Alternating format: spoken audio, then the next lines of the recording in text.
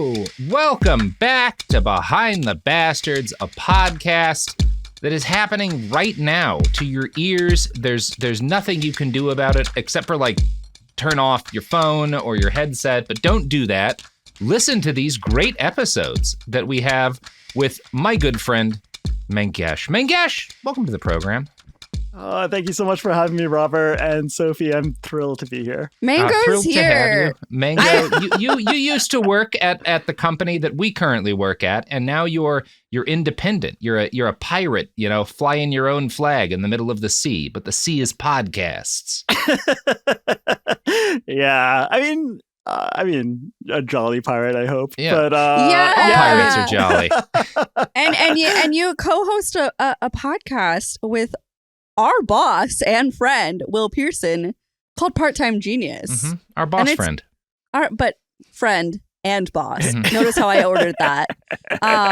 And people should listen to it. It makes me, it's like a podcast that'll make you happy. You'll get to learn a thing, but it'll be fun.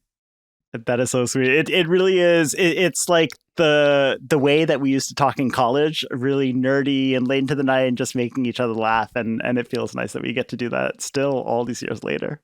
Excellent. That's beautiful. You're not gonna feel good after we tell you what we're talking about today. What we're gonna talk about today is not something that will make you feel good. It is not. It's gonna make you feel really bad. Yeah. Oh no. We're gonna talk about the history of quack snake oil cures that kill children in an attempt to cure them of autism. Oh my gosh. I'm not laughing at that. That's horrible, which is why we're talking about it. But it's such a fucked up thing to be like, hello, good to friend. Come here Yeah. and just have a box of popcorn and listen to you tell me stories. Yeah. 10,000 words of some of the bleakest shit you've ever heard is about to be coming your way. Congrats. Oh no. Thanks for showing up this week. Well, I can't wait. Yeah. So, I want to start this by saying we're talking about autism, quote unquote, cures. There's no way to cure autism, which a thing we now understand is a condition. It's a way some people are, but it is treated often still as a disease that needs to be eradicated, as if it's like a plague. And a lot of harm comes from kind of the discrepancy between the reality of the situation and how a great deal of people see it.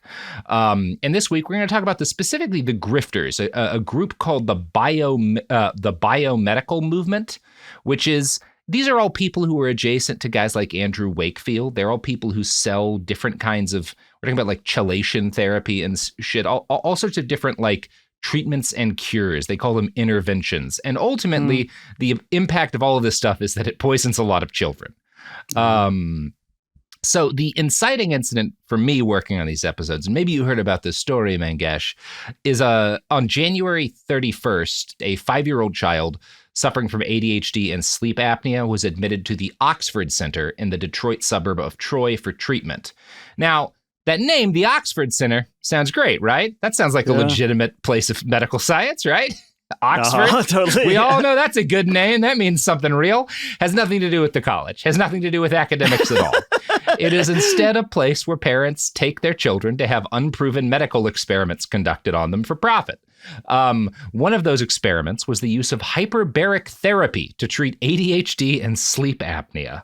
Now, to be very clear, hyperbaric therapy is a thing. It's a very real medical thing, right? I think it got its start in use. Basically, it's pressurizing and oxygenating an area, a room, or in the case of what this kid was being put in a little glass tube. But it starts with you have people diving. And when you're diving, particularly at certain depths for too long, you get all of these gases building up in your blood. And if you surface, even if you're doing it slowly, there's a certain point at which you can't surface on your own slowly enough to have that stuff dissipate and not fuck you up.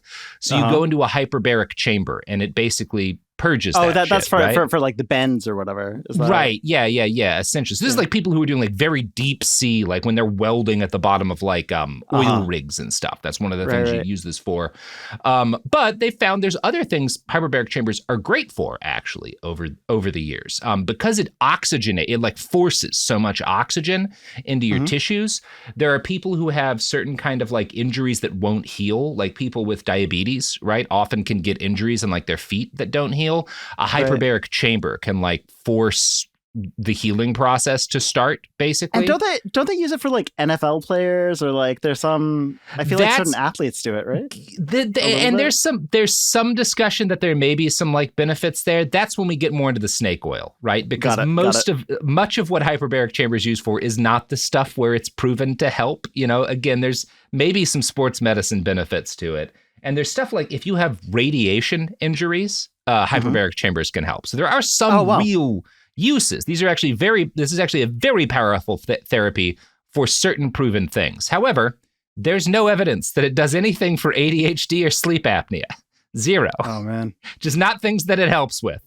But there's this widespread belief that comes out of this biomedical movement for like trying to treat and cure autism, that hyperbaric chambers are useful for that. And I know I said this kid has ADHD and sleep apnea. Kind of the gist of the story that we'll be telling is an awful lot of these same people believe ADHD is another type of autism, which is not the mainstream scientific consensus. Yeah, that's not what my understanding was. Yeah, but that is part of why this gets lumped in, and it gets lumped in because you can then sell hyperbaric therapy to more people with kids, right? Sure. So again, hyperbaric chambers pretty cool, but they're not useful for the problems that this 5-year-old kid Thomas Cooper had.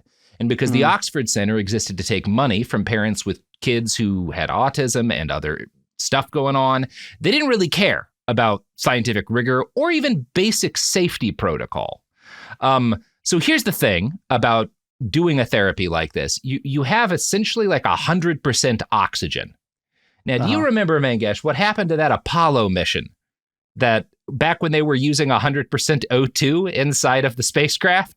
It doesn't seem like a smart idea. It caught on fire on the inside and everyone died a horrible death. Yeah. Now, there's a way to deal with this, right? Because there's a part of the benefit of a hyperbaric chamber when it's useful is how much oxygen there is in there and the way that like the pressure works with that. But when you have this much oxygen, you have to take a lot of weird precautions to make sure that everyone inside the chamber doesn't get incinerated. So among other things, if you're in a properly run hyperbaric chamber, you are going to be only wearing like cotton fabric, right? Because wool and polyester can cause extremely tiny sparks when it rubs against other fabrics or whatever in such an environment. And normally you don't notice that, but the smallest spark can cause an explosive fire that instantly burns you to death, right? That's insane. The other thing that you do if you're putting someone in this, in addition to making sure they're wearing the right fabric, is you put a grounding thing on their wrist, right? If you've ever like built computers out of parts, you've used one of these, and it's to stop you from like a static discharge from fucking up this very precious machinery that you're putting inside of a box. Well, you put those on a person, and that also reduces the risk, right? None of this was done in this situation. This kid was wearing whatever he was. I think he was wearing polyester, right? And he had like a polyester blanket too. Nobody really made sure, and he wasn't grounded, right? And so at one point he like turned over, and there was a spark, and his entire body immediately ignited. And the hyperbaric chamber he was in was a small glass tube, just big enough for a person's body. So he had no move. There's no escaping. There's no way to get out. He is just in a tube of glass on fire. His mom, who's sitting nearby, there's no medical professionals nearby, tries to break him out. No medical professionals nearby? No, of course not. Of course not. Again, this isn't a medical procedure, really. You know, it should be, but that's not how they're treating it. Yes. No. Yeah. So his mom is sitting nearby, and she tries to break into this contraption and suffers 3rd-degree burns to her arms trying to save her little boy. Her lawyer later said, "It's literally the worst thing any parent could experience. And poor Thomas, his last moments of life were being engulfed in flames and perishing in front of his mother. He was certainly aware of what was going on." Oh my God. And yeah, the kid dies. And just unimaginably horrible. As an aside, every time this happens, the person dies. This is a 100% fatality rate problem when it's in a chamber this small. If you're in like a much bigger chamber, there's like some ways that you could potentially escape. But when when this kind of fire happens, this kind of condition, people don't live, right? Like that's just the way it is. And so for these treatments, are they just coming like once? Is it like one and done? No, of course not. Like... Not nearly as much money. people do this as many times as you can get them to pay. Oh, so like, and was this the first time that this kid had been there, or had it been? I like think a this number of times? was the first time for this kid. Wow. But I'm And not there's actually no certain of that. medical professional nearby. Nobody. Nothing. No, there's usually Classic. someone, generally like a retired doctor. It's kind of like getting a pot prescription used to be, where like you've got some guy who's not really, he used to be a fucking ENT doctor and he doesn't do that anymore, but he like signs some paperwork, no, right? but that was Maybe he part comes by of the once a week. fun. Yeah. You're like, Because it's weed. It's not fun when it's it's the burn you to death chamber. No, it's like you go home and Google the person who gave you the prescription and go, Yeah. what fucked up thing did you do? What to did get you? How here? many people did you get killed? Yeah. Why do you barely have a medical license? Man. Those were the days, my friend. Venice Beach. So Michigan, which is where this happens, had no rules It at the happened time. in Michigan? Yeah. And there were absolutely no rules about how hyperbaric chambers had to be like maintained when you were doing stuff like there's absolutely no standards. But the government does come in. They find out that the Oxford Center had old machines that were way past the date at which they would have needed to be refurbished to operate safely. And to make matters worse, there's like because these are devices where people die if they're not working properly, there is a life cycle indicator that tells you how many times it's been used, so you know if it has to be refurbished before further use. And they had illegally dialed back that number, like you do, like used car dealers do on a car. Yeah. Yeah, but on the death chamber that burns children alive. Wow. Further investigation by the authorities found, per this USA Today article, quote, the Oxford Center staff failed to meet the following safety standards on the day of Thomas's death. Number 1, conduct a daily maintenance check and pre-dive safety check. Number 2, have a medical doctor or safety supervisor at the Troy facility at the time of Thomas's treatment. Number 3, provide a licensed technician to perform the treatment. Number 4, require Thomas to wear a grounding strap during his treatment. None of this was done. Ultimately, both the facility safety director and the CEO of the company were charged with negligence. The CEO, Tamala Peterson, has to go down as the most irresponsible single individual in this story. When it became clear that this 5-year-old had died in her center, detectives showed up because a 5-year-old burnt to death, right? You're going to send some detectives in, and she immediately flees the scene and takes her laptop to her young son and tells him to scrub it. Now, great. Good momming. Immediately implicate your kid, too. Excellent work.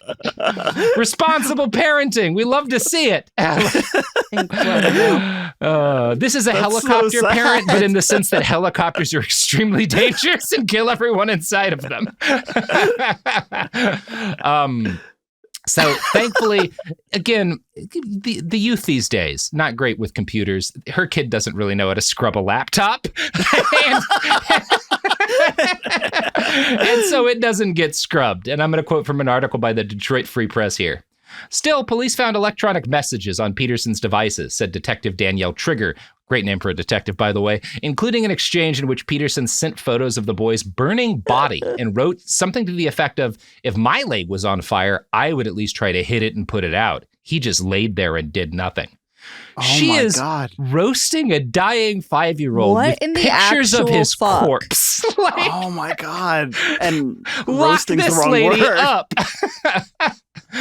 Also, is Danielle awful. Trigger, that's like an airport mystery novel series character name. That can't be a real detective's name. That's some Nancy Drew shit. It is very funny. Like, if you are Danielle Trigger, you just kind of have to become a detective. Like, you try to be a beat cop, and there's like, no, you're going right to murders.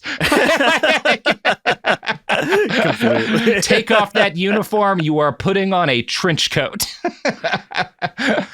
Peterson's messages also show that when she was asked whether the company was promoting hyperbaric chambers to treat erectile dysfunction, she responded, "Whatever gets bodies in those chambers, LOL." According to Jesus Christ. LMAO, love my crimes. What the fuck, lady? So This is the story that got me looking into the stuff that led to the writing of this episode. We're going to be going back in time from this point, but I wanted to start kind of at the end because we're going to explain why this is a thing, right? Why there is such an industry for quack medicine like this that promises to deal with whatever learning disability or condition your child has by giving them dangerous, absolutely scientifically unverifiable interventions. And if I had to name the root cause of all of this, it would be the fact that autism has, for the most of the time that it has been in use as a diagnostic term, been considered like a disease, right? Like an illness, and generally a life-ruining one, right? And I need to separate here the diagnostic term autism from what we know today as autism because they're very different things.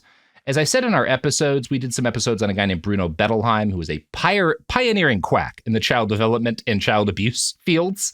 In the 30s and 40s, every child who didn't behave in accordance with the desires of adults at the time was labeled as autistic. Now, there were other labels that they used. The terms psychotic and schizophrenic were used interchangeably with autism in diagnoses of kids who had basically any kind of behavioral issue up until the 1980s, which is when we started to gain a better understanding of what those terms mean. Until the 1980s? Yeah.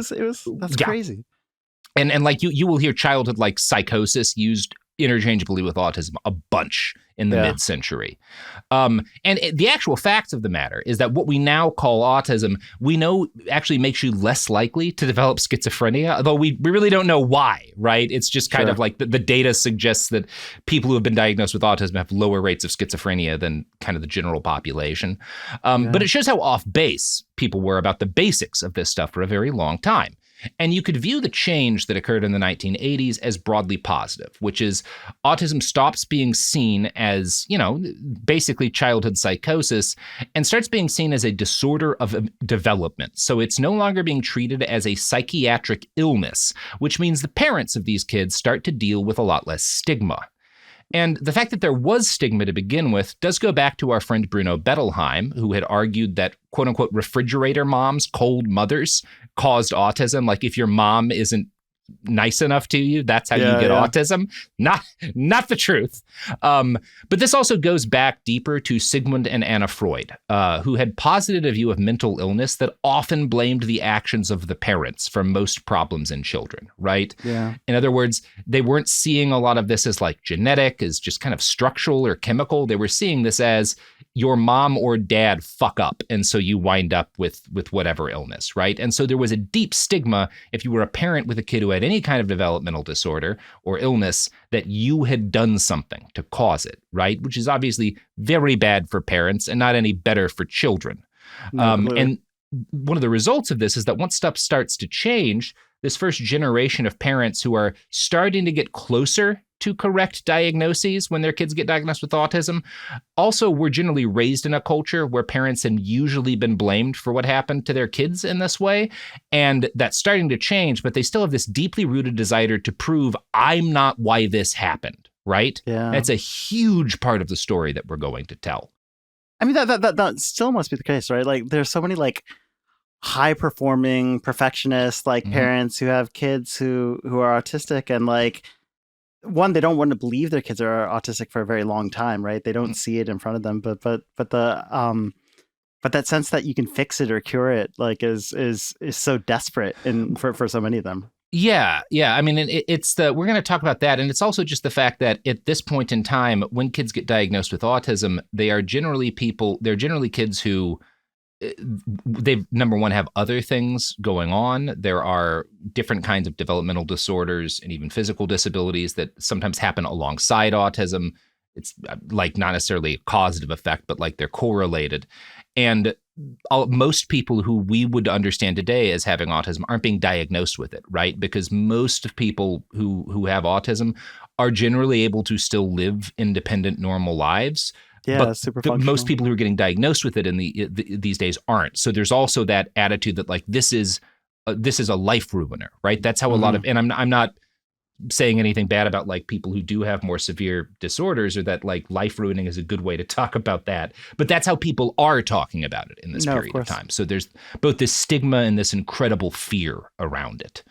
And there's also this attitude, it started to change the idea that the parent has to be to blame, but there's still this very American attitude that someone has to be to blame, right? And all of these different factors are the real root of the biomedical movement that brings us in the 21st century to RFK Jr. and that 5-year-old kid burning to death in a hyperbaric tube.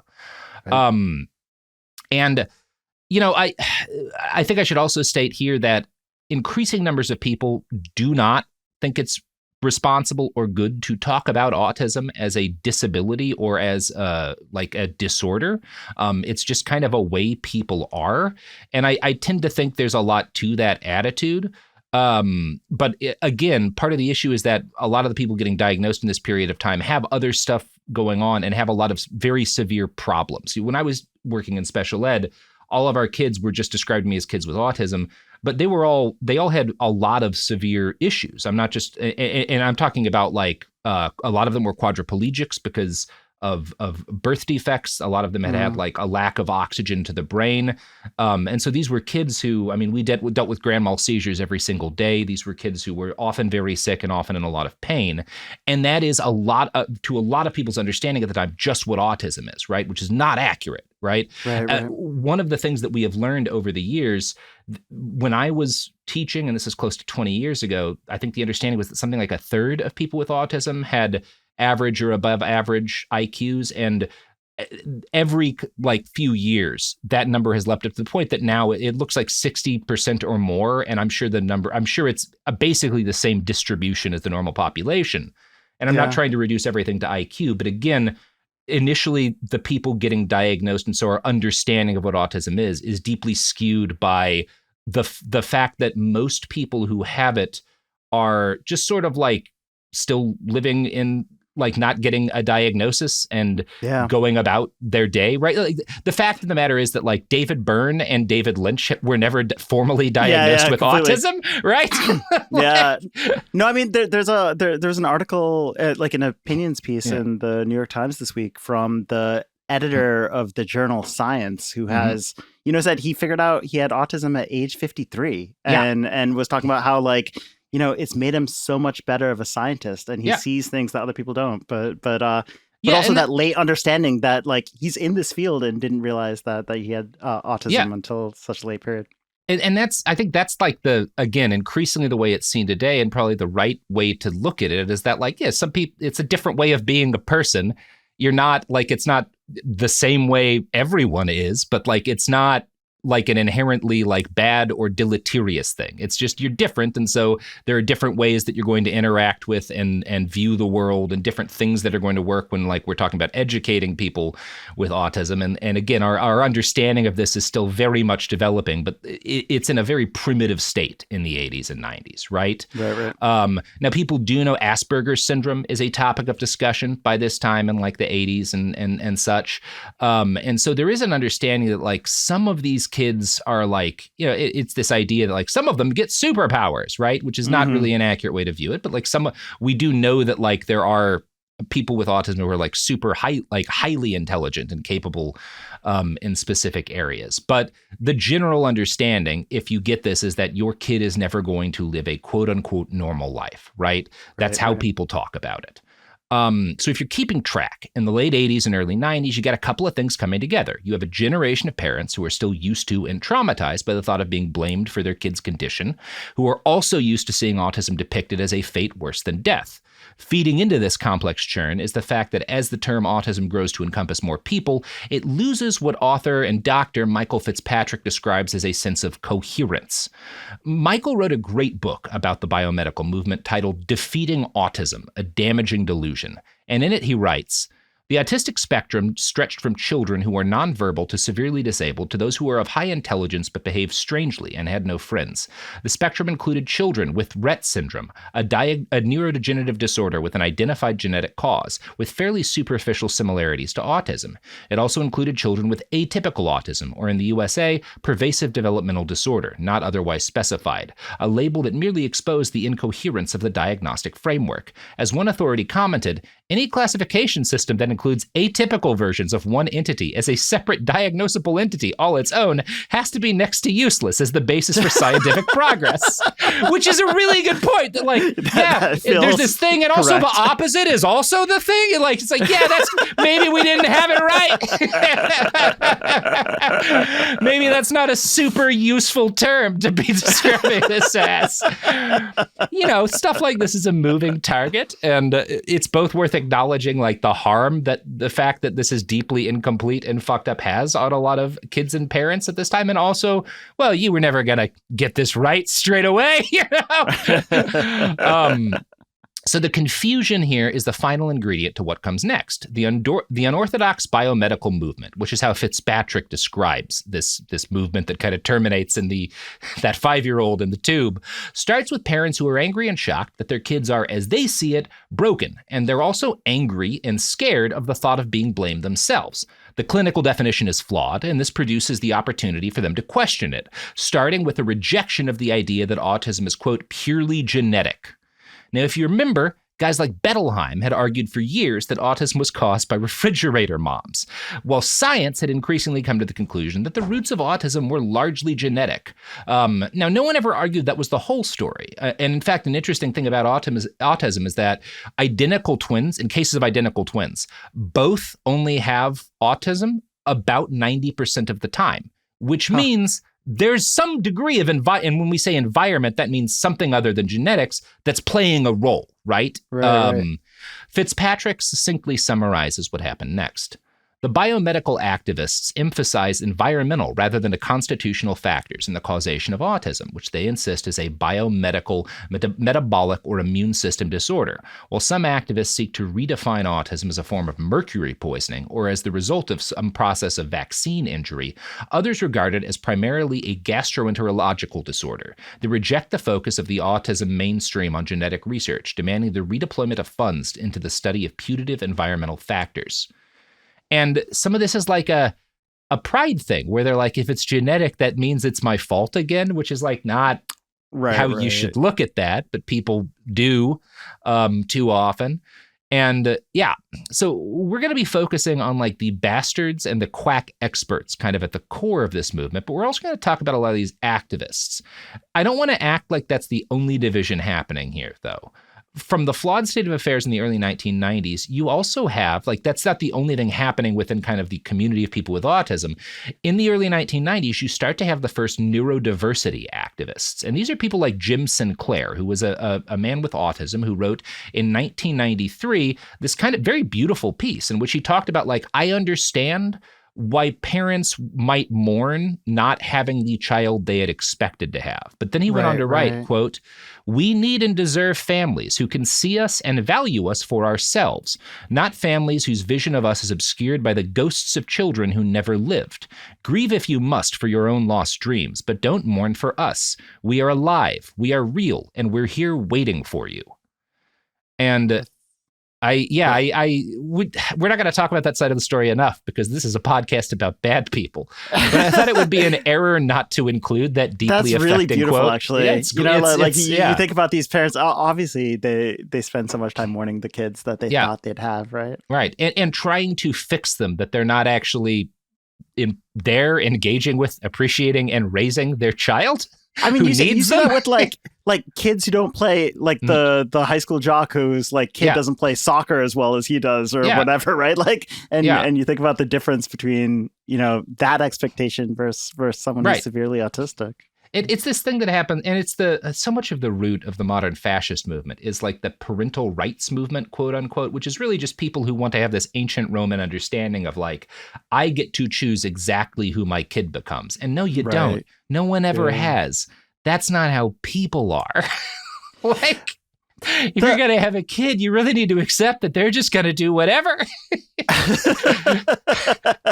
I know. Having like, 2 kids, I have zero control over them. You cannot make them into a specific. You can, if you're generally, you can make sure that like they're not like a murderer or a horrible criminal. Like that's really your goal, is making sure they have like empathy and like the ability to understand how to survive in the world. But that's it. Well, you should teach them to scrub a computer early, I imagine. You gotta teach them to be able to fucking skills. clear those files. My God. Come on now.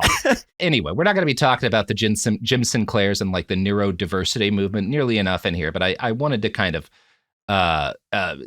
bring that side of it into this because it would be irresponsible not to. Now, let's get back to the cranks. But first, who's not a crank? Our sponsors. Mm-hmm. Oh, we're back. Boy, I love that hyperbaric chamber ad. I was thinking these things were death traps until they said 15% off. Wear whatever the fuck you want. Let's and go. Use the coupon code. Yeah. Polyester. Yeah. So one of the first and most important organizations in this history is the Autism Research Institute, which was founded in 1967, and through its long life has effectively been a couple of different kinds of organization. But in its early days, at the start, it was founded by a doctor named Bernard Rimland.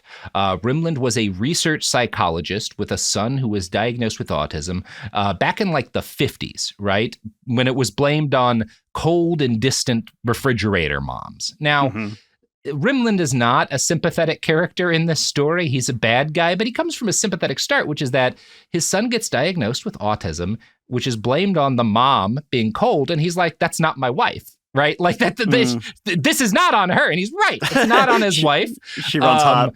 Yeah, she was a loving mother, I'm sure. And so he comes to the very reasonable belief that like, well, then that's obviously this doesn't explain autism. We're wrong about what this is. Unfortunately, he decides that autism is caused by biomechanical issues triggered by what he termed environmental assaults. And this is the core of the anti-vax movement, right? This is the birth of it. Before they're really even focusing as much on that, just this understanding that this is something environmental has fucked with my kid, and that's why they've got this, right? That's where it all starts. And Rimland is a big anti-vax guy, but that's like the origin of it. Now, again, in the initial era, 67, he's not being a crank for theorizing this because we don't know anything, right? Yeah. And some of his observations are accurate. The issue is that Rimland continued to hold to his belief about environmental contagions long after the evidence put lie to that. In between serving as the technical advisor on the 1988 film Rain Man, he concluded that vaccines were the, quote, prime suspect as the cause of autism due to the inclusion of a mercury-based preservative known as thiomersal. So again, this is the Rain Man guy. Wow. In 1995, the Autism Research Institute launched a program known as Defeat Autism Now! Or just Dan with an exclamation point. That exclamation point is critical. It's always used in there, and autocorrect wants me to have the next word be a new sentence, which is very annoying for me. So Dan's goal is to put together parents with physicians and researchers to collectively explore new treatments and cures, with the ultimate goal of defeating autism, a condition that cannot be defeated because, again, it's just the way they are, right? Right, yeah. I am not going to make that point every time this comes up, but I do feel the need to emphasize it here at the jump. So Dan is the tumor which would eventually metastasize into our entire fantasy medicine industrial complex, which itself is a major booster and contributor to the modern fascist movement. You can tie the presidency of Donald Trump directly to this organization and the things it inculcated in our society.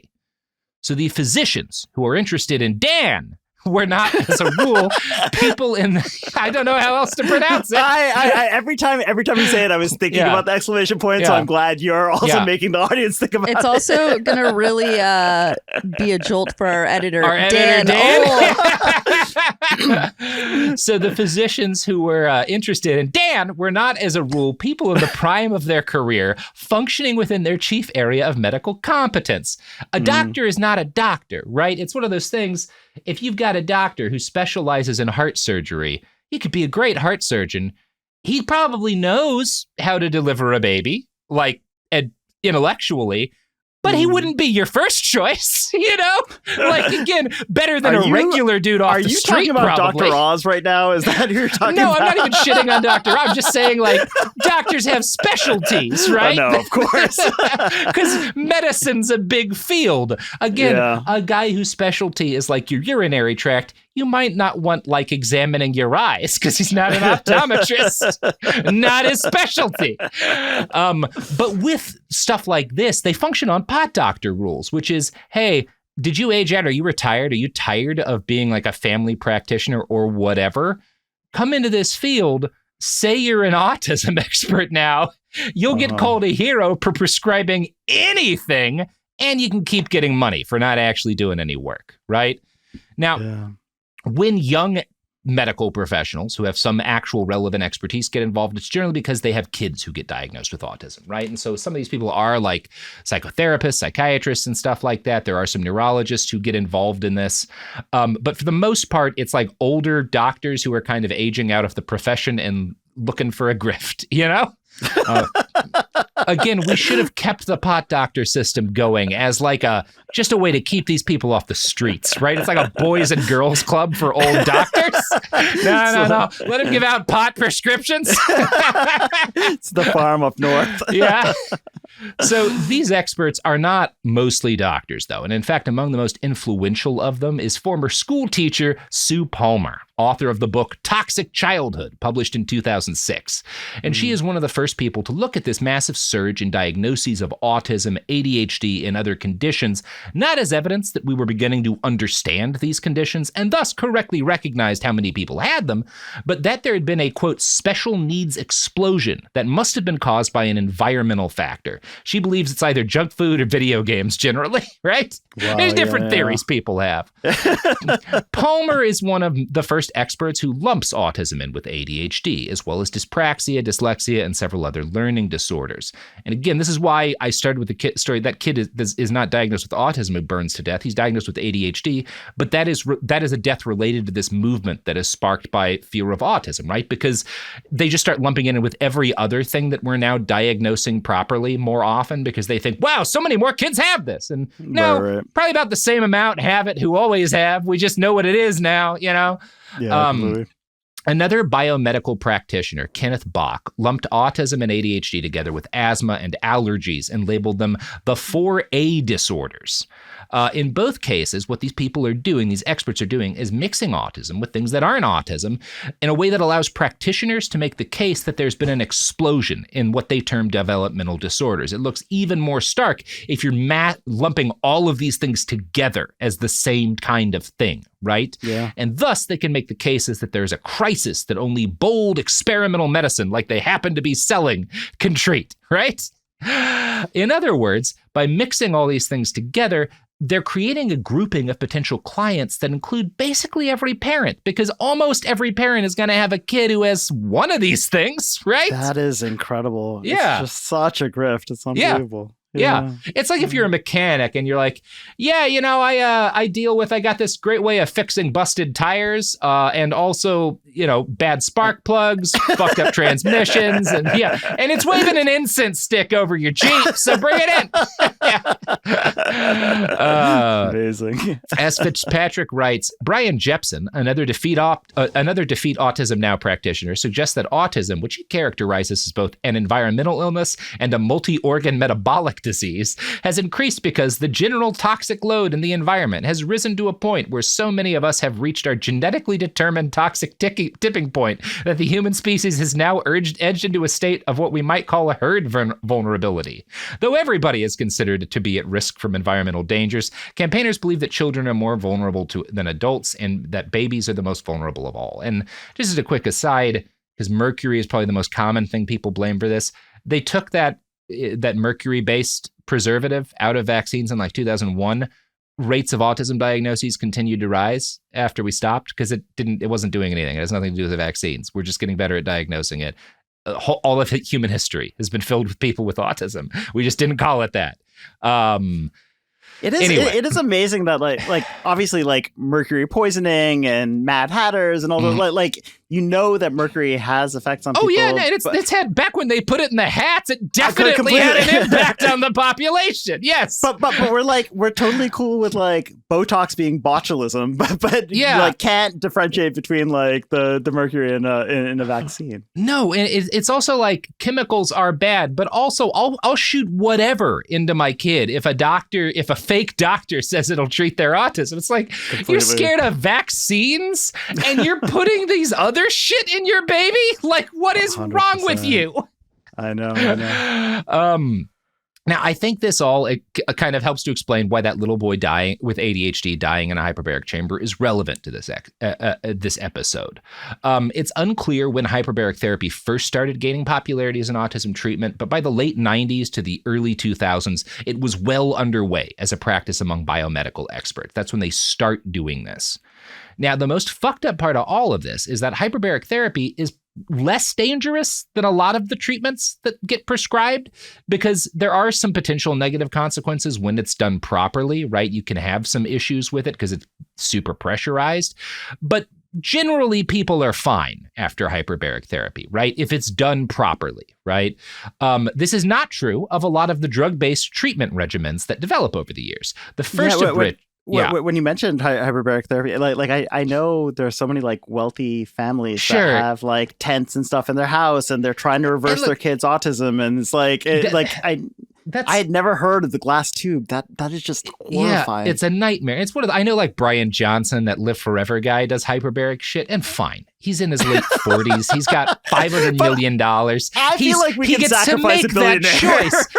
He's more. I believe adults. If you want to put yourself in the death chamber and potentially burn to death, I don't give a fuck. Do it, right? I think people should be allowed to do heroin if they want to. Don't put your 5-year-old in these things. They can't make that choice. I know. So the first of these autism drug remedies that really takes hold is known by the incredibly sus name Secretin. Oh my God. Now, Secretin is a real thing. It's not like some made up bullshit. It's a hormone that stimulates the secretion of digestive fluids from the pancreas, right? And giving people that hormone can be useful for a number of things. Part of why and it's legitimate researchers who think, well, this might be helpful in treating some of the things that are correlated with autism, because people with autism often have a number of different GI tract issues, right? Mm-hmm. It's very common. I don't think we really know why, because again, we really have still to this day, we don't know very much about autism compared to what we would like to know, but this is a thing. And so the idea that like, okay, well, this hormone that stimulates digestive fluids from the pancreas, that might help with some of these side issues. Not an unreasonable point, right? So they carry out a test because there's I think a mom who gives some of this to her kid, and she claims a pretty dramatic effect. So they bring in like 2 other kids, and they do like an initial study on this stuff. And again, just 3 kids, and this is an unblinded study, right? So everyone getting the drug knows they're getting the drug, both the researchers and the people getting it, which is like, again, if you're kind of just not exploring initially, that's not, you shouldn't base anything on this. If things had been done properly and they'd done this first one, then be like, okay, maybe we need to do a blinded study now, which does actually happen. If that's all that had happened, I'd say, nothing wrong here. You know, you do this first thing that shows there might be something to look into. You do a better study with more kids that's blinded next, whatever. Unfortunately, the media being what it is, always looking for a story, and there being a lot of parents with kids who are interested in this, immediately run with the whole, there's been a miracle cure found, right? As soon as this unblinded study comes out. And the biomedical treatment activists in Dan believe that they're dealing with a calamity, right? To them, autism is a disaster that is severe and time sensitive, right? If you don't really get to fixing this in your kid by the time they're 3 or 4, you have a ticking clock, and they're just going to be fucked forever, right? So you really have to jump out. You can't wait for science, right? And so our friend, Dr. Rimland, who's the founder of Dan, takes out a patent on Secretin before any other studies are done. Secretin I don't think as you an needed autism to yell treatment. patent, by the way. Sorry. So he gets misplaced exclamation point. He takes out a patent on this hormone as an autism treatment, and he sells it to a company called Repligen. Again, so many evil pharma names. What is happening here? And all of these people are like, the pharma industry is evil, but not Repligen. Okay, man. I don't know, name man. I trust. His bullishness on this hormone is based entirely on one mom, this lady, Victoria Beck, who claims that her child shows dramatic improvement with Secretin. Such improvement that Dr. Rimland describes Secretin as the most important development in the history of autism. Months later, in the summer of 1999, Secretin makes its way over to the United Kingdom, where TV news crews film a boy with autism before and after Secretin injections, showing dramatic change. Now, UK media is not the only, not alone in this behavior, as writer Nancy Shute notes in a piece for Scientific American. Media outlets, including Good Morning America and Ladies' Home Journal, recounted parents' joyous tales of children's transformed. Now, as is always the case with this, that video was facilitated by a shady clinic offering a lot of trendy bullshit medicine, right? That kid who gets filmed is provided with Secretin by this clinic that sells nonsense drugs. Per Fitzpatrick's book, this course was provided by a private GP who also offered treatments for jet lag, chronic fatigue, and aging at a cost of £1,500. Oh, wow. So this is just like is this thing not regulated yet? Absolutely. We'll shoot it into you. What? $1,500. Take it. Hand me your kid. I'll shoot him with whatever. I love that. I love that it cures everything from autism to jet lag. Yeah. I think that's different nonsense drugs, but. Oh, I see. So, unfortunately for Secretin advocates, within 6 months, a double-blind study of 60 children had come to very different conclusions. Secretin was, at best, useless. This was not, at least for treating autism, this was not enough to immediately kill the industry, however, as Nancy Shute writes. By May 2005, 5 randomized clinical trials had failed to reveal any benefit, and interest in Secretin waned. It took years for that to play out, says pediatrician Susan Levy, who helped conduct several of the trials. Research is very labor-intensive, and progress may be slow. Parents may feel helpless, she adds, and they don't want to leave any stone unturned. And there's like a kind of weird tragedy of the commons thing here, which is like, if your kid gets diagnosed with a thing that we don't understand well how to help with, or even what it is, you may be best just like loving them and trying to help them figure out life and waiting for the science to figure stuff out, because the alternative is you do what these parents do, which is just you're shooting random crap into your child. And I get there, it's this one of the biggest problems in like emergency situations. Obviously, there's the issue of like people just not do the bystander effect, but there's also this issue of people feeling like I have to do something and then making the problem worse. When you're trained in like emergency medicine, one of the first pieces of training is like, don't just jump in there. You need to evaluate the scene, because the worst thing you can do is try to go be a hero and add a casualty to the situation, right? Oh my God, of this course. Is why you get like a downed power line, the whole family dies rushing to save one person, right? Because they're the stress of not doing anything, which is sometimes the best thing to do, is really hard. And that's what's going on psychologically here too. So, by the point that we are at now, there have been more than a dozen double-blind studies that all repeatedly made the same case. Secretin just doesn't work this way. Science and the sheer ineffectiveness of Secretin has eventually brought it to, I don't think it's entirely extinct, but it's not as common as it once was. But obviously, a lot of children are drugged, and thankfully, the side effects of this aren't as bad as the next thing we're going to talk about, but their parents are robbed blind. Right? This is not cheap. Michael Fitzpatrick, himself a physician, writes this. One day in surgery, the mother of a boy with autism told me that she had spent the equivalent of his disability living allowance for 1 year on a course of Secretin injections provided at a Harley Street clinic. For a single parent reliant on benefits, the outcome of this encounter with a biomedical practitioner was not only disappointment when the miracle cure failed, but financial hardship for the whole family. And obviously these people don't care. They're laughing all the way to the bank. They don't give a shit if any of this works. Yeah, that's horrifying. And it's going to get worse because, again, at least Secretin doesn't seem to really fuck people up too much, right? It's just kind of useless. But the next thing is not just that. So all the studies on Secretin are accumulating, and the hype is kind of petering. You should do an ad before you jump into that. You know what doesn't have any hype to it, because it's just that good? Our ads. All right, everybody, we're back. So while these studies are accumulating and the hype over Secretin is dying down, the con men offering cures to desperate parents spun up a new strategy for interventions. They had long believed that mercury poisoning was a root cause of autism. So, of course, the logical place to look for a potential cure was treatments that could reduce the amount of heavy metals in a child's blood, right? If it's metals that are causing it, why don't we look at ways to strip heavy metals from somebody's system, right? And there is a way to do that. It's called chelation therapy, right? Like hyperbaric therapy, this is real medicine. If you have like lead poisoning, for example, chelation therapy can do a lot of good for you, you know? And it's basically, there's a couple of different drugs that could do this, but you dose people with a drug and it converts the lead, the mercury, and other heavy metals that are in their body into less dangerous compounds that you kind of pee out, right? Right. So it's great if you're like a miner who has heavy metal exposure, you know? Sure.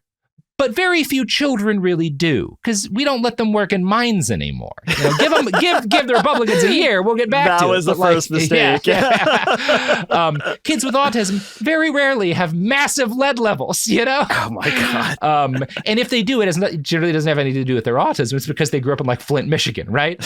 And maybe then they do need chelation therapy. Some kids do, unfortunately. It's a lot of Michigan slander in this episode today, Robert. And it's not slander, it's just a fact. They had a lead problem. It is the birthplace of my parents. Yeah. So, they might need some chelation therapy. I don't know. So I won't ask. Chelation is great if you've got heavy metal exposure, right? But if you don't, it's harmful because the process of like pulling all of these metals out of, because we all have heavy metals in us all the time, right? Yeah, of course. Trace levels, it's fine, right? It's fine. Sometimes in some cases you need them, but in other cases it's just fine, right? Teeny tiny bit of mercury, very normal. Ask people who eat a lot of fish, right? But so if you're doing this has an impact on your body. This is a drug that has a pretty profound effect on you, and that means it does bad stuff. And if you have way too much lead or whatever in you, it's worth that cost, right? Because the lead is going to cause problems. But if you don't have any problems that are caused by heavy metals, you're going to hurt yourself with this shit for no reason. Now, before we get into the use of chelation for autism, I wanted to start with, I didn't see this in other articles on chelation therapy, but I found a 2009 piece in Slate by Arthur Allen that talks about the starting point of chelation as a snake oil cure, and it does start before autism. Quote, before it was used for autism. Quote, chelation therapy became a craze in the 1980s as a treatment for atherosclerosis in adults. Proponents claimed patients were being harmed by mercury from their fillings. Dentists used this as an excuse to pull teeth and even remove jawbones from their patients. Dwight Haley, a University of Kentucky chemist, was the high priest of the amalgam wars. When the thimerosal theory emerged on the scene, Haley and other chelationists shifted their focus to autistic children. So again, these are people who are like, yeah, let's get with these crank dentists. Let's start pulling teeth and jaws out of people, giving them chelation therapy. It's your fillings. And then that kind of dies. But then suddenly they see people blaming, mercury for autism. And they're like, guys, we got a new grift. Move on over here. Move on over here. These parents aren't looking for shit. So in the year 2000, this was still a fairly small number. It was fairly uncommon for children with autism to undergo chelation therapy. And at least you got to assume some of the small number of kids with autism actually had heavy metal exposure that was unrelated, but might have actually needed chelation. By 2005, there were more than 10,000 children with autism in the U.S. regularly undergoing chelation therapy. Almost none of them had any reason to do so. 10,000 kids. Yeah. Wow. And this is like a 5-year period of time, from a handful to 10,000. Right. On a regular basis. So unlike Secretin, chelation therapy involved dosing children with an extraordinarily powerful drug that had dangerous side effects.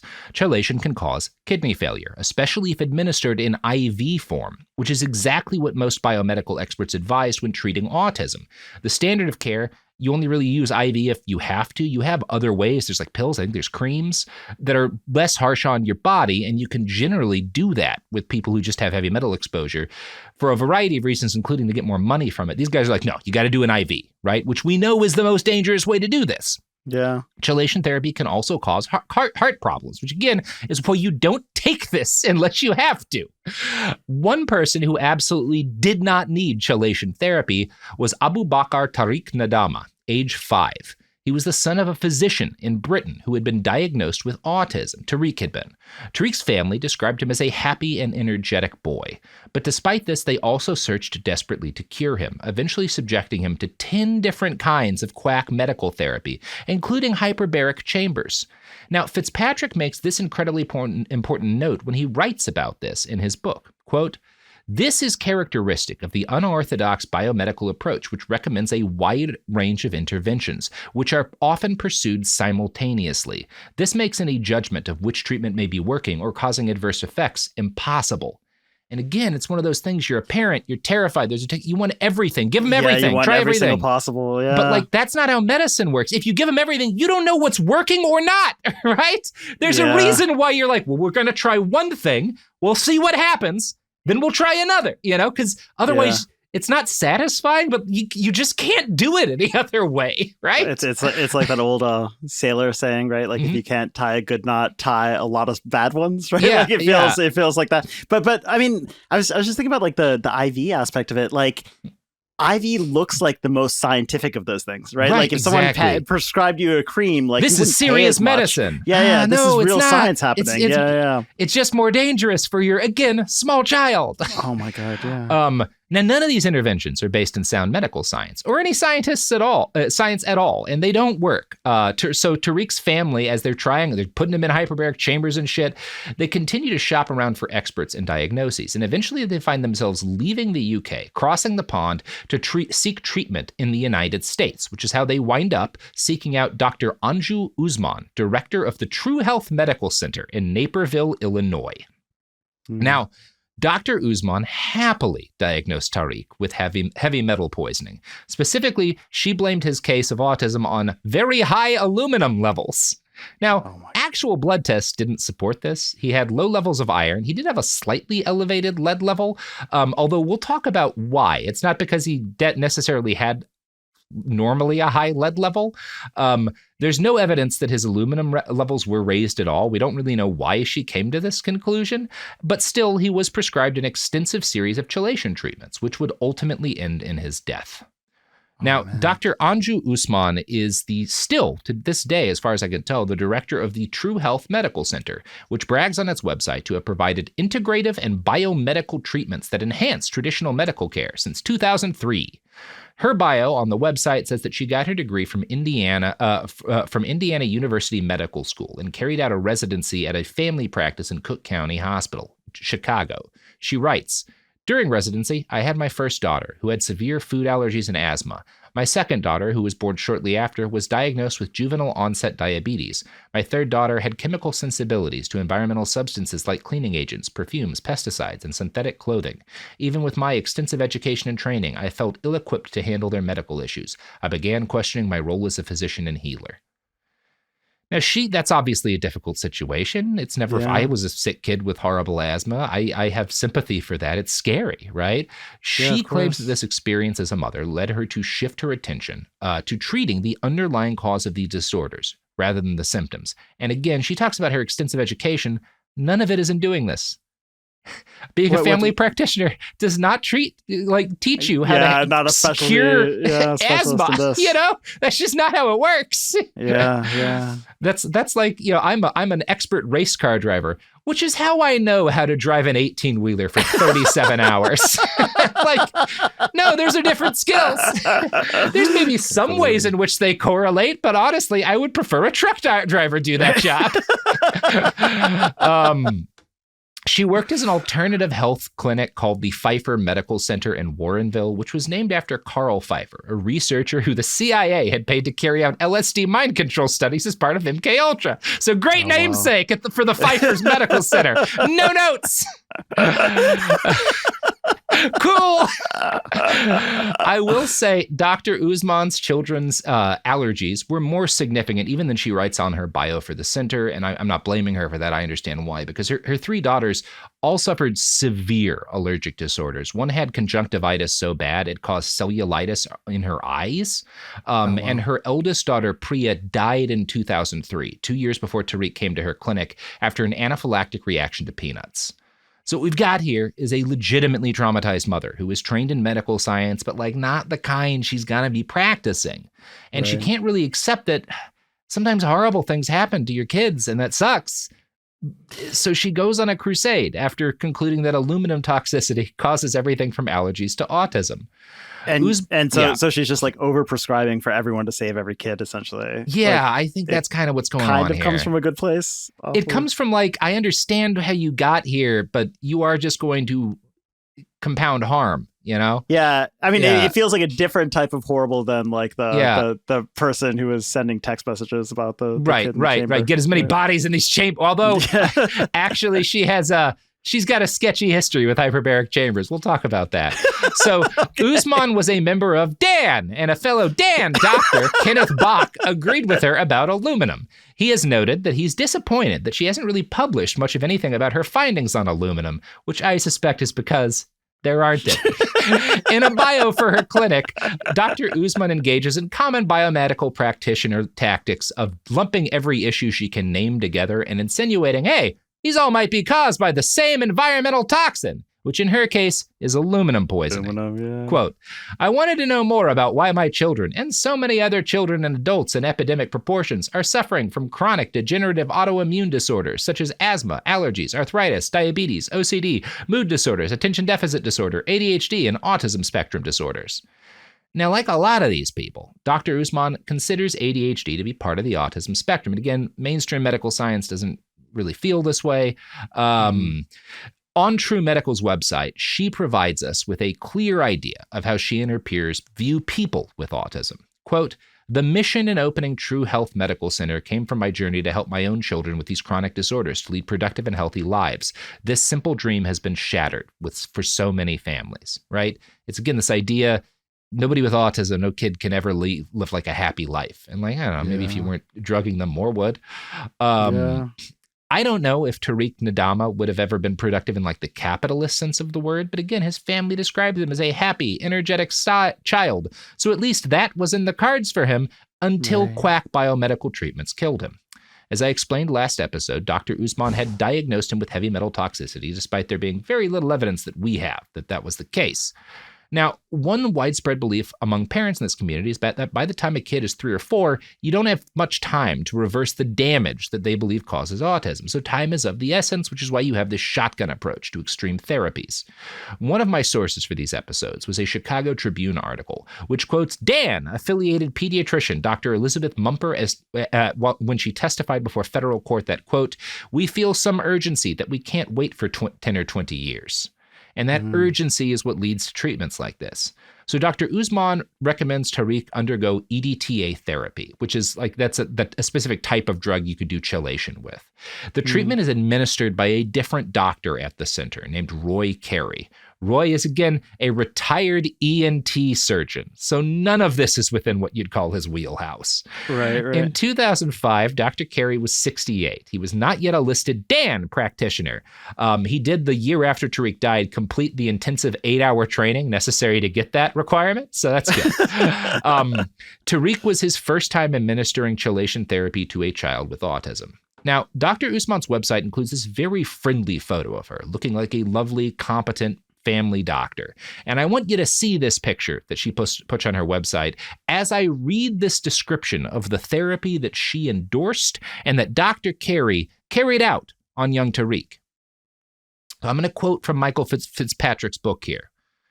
Tariq's records indicate that to administer an intravenous infusion, he had to be restrained by at least 4 adults using a papoose board.